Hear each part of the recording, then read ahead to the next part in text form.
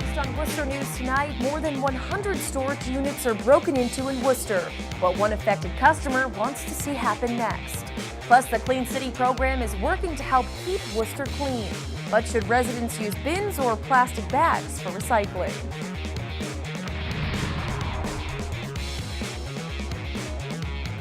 Good evening and thank you for joining us. I'm Anna Botari. More than 100 storage units are broken into at a facility on Millbury Street in Worcester. Michael Rocher has been a customer of Extra Space Storage since 2011 and says he pays hundreds of dollars a month to store items there. His unit was broken into and he has items missing. He says it appears someone went around and cut hundreds of locks. Rocher says this is not the first time this has happened. It's concerning and something needs to be done to improve security. I work for an alarm company. They could put motion sensors in the walkways or the driveways that are active at night. They could have ADT monitor it remotely for a nominal fee so that there's an operator watching the security cameras and saying, hey, it's after 10 p.m. What are those 4 or 5 people doing around, walking around with bolt cutters and a torch? Extra Space Storage says in a statement, "We are working to take care of our customers and we apologize for the inconvenience this has caused. Extra Space Storage is committed to having exceptional security and will be reviewing our security measures at this facility." Dozens gather outside of Worcester City Hall for the 104th annual Armenian Genocide commemoration service. They gathered at this memorial tree for the brief service to remember the victims. George Ajayan says there is still a lingering injustice when it comes to the Armenian genocide. The government of Turkey has never fully acknowledged it happened. Each year we remember those that had to suffer, our grandparents, our great-grandparents now, and so it's a way of honoring their memory, what they had to subject them to. Ajayan says Worcester is very significant to the Armenian community as it was one of the first places Armenians came in the United States. As anticipation around the Worcester Red Sox grows, the AAA affiliate is inviting fans to join its Boosters Club.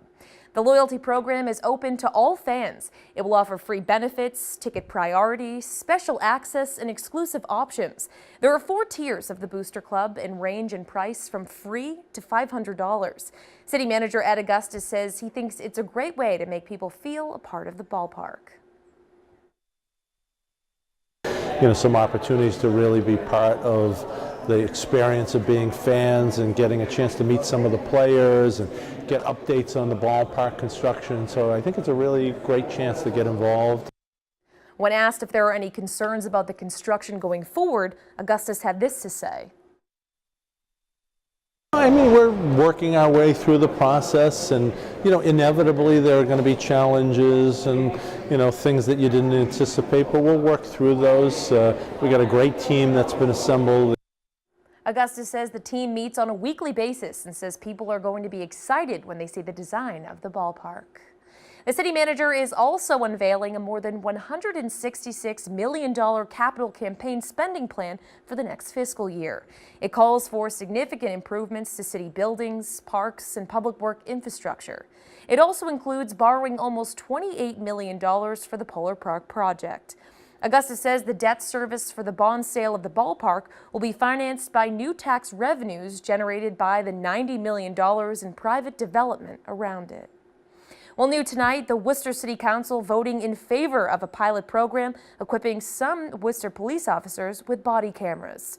Worcester police say an Arizona company has donated 20 body cameras and accessories for the department's 6-month pilot program.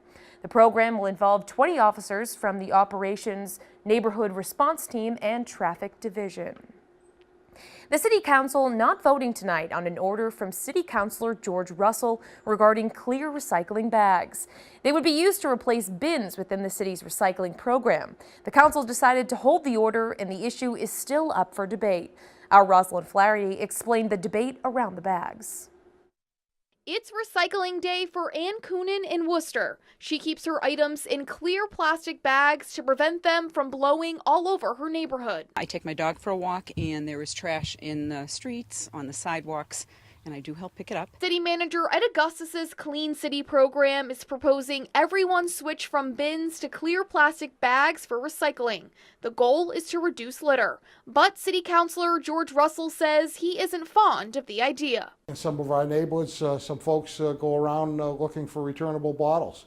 If they opened it up, or an animal that goes through a neighborhood or a dog gets into a bag and rips a bag open. The chairman of the Standing Committee on Public Works filed an order for Tuesday's City Council meeting to move ahead the manager's program without the clear bags. I think by charging for recycling, we're going to basically be setting up for more and more litter. Councilor Russell says to pay for the clear bags, the cost of the city's yellow trash bags would increase by 50 cents each, and says the package would only include large bags for recyclables. We asked if the city could come up with a smaller clear bag, so that just like we have a smaller yellow bag.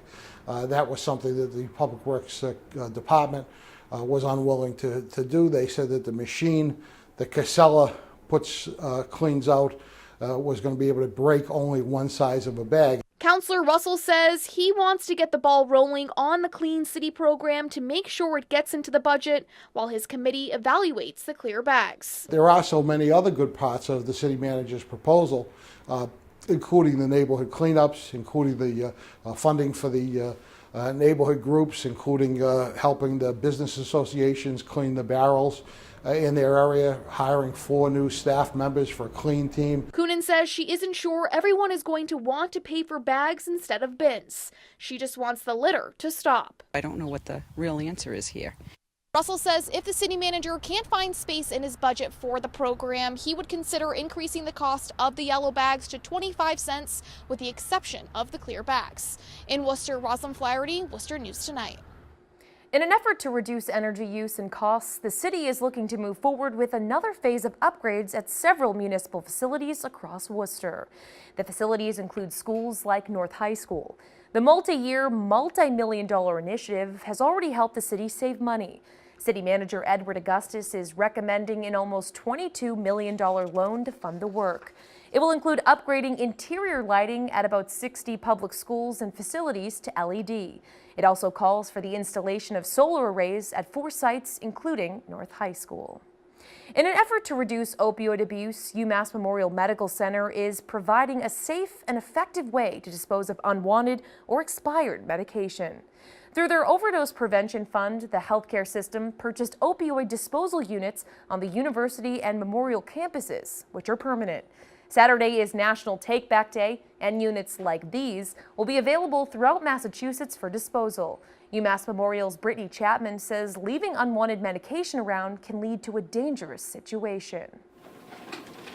We just know that the availability of these controlled substances, specifically the opioids or the benzodiazepines, is a temptation, and it puts people at risk. So, you might as well just get them out of the house if they're unused or expired, and the sooner the better. The disposal units at UMass Memorial Medical Center are available year-round 7 days a week. UMass Memorial says they've removed approximately 300 pounds of prescription medications from the community in the last 6 months. For more information on a list of other locations for Saturday's DEA Take Back, you can visit takebackday.dea.gov. Several state lawmakers are backing a bill to ban pet stores to receive animals from commercial breeders. Under the proposed legislation, pet shops would be required to sell animals only coming from shelters and rescue centers. Our Brittany Schaefer has more on the bill.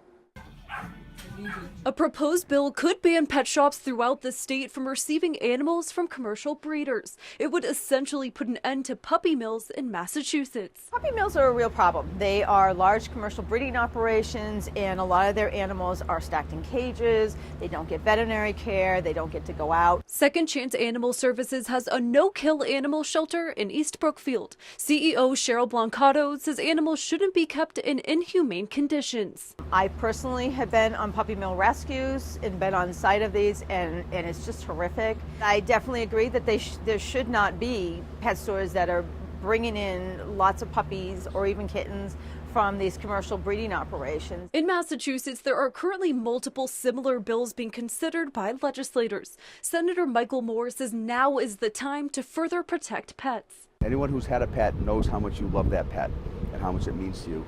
To know that after getting it, to have it come and be sick or have it find out it's mistreated, it's just not right. In central Massachusetts, there have been issues with animal shelters and kennels. In 2018, Laughlin Kennel in Oxford was ordered to stop selling pets who aren't bred on their property due to the sale of sick puppies. Moore says the issue is everywhere and Massachusetts needs to step up. I think there's an issue in a lot of places that don't have these protections in place. No matter what we do, people are going to cut corners. And unless we have laws that are in place and actually enforced, and the person who ends up feeling it is the consumer, and the victim is the consumer and the pet. The bill hasn't been scheduled for a hearing yet. Right now it's being reviewed by a joint committee. Brittany Schaefer, Worcester News Tonight.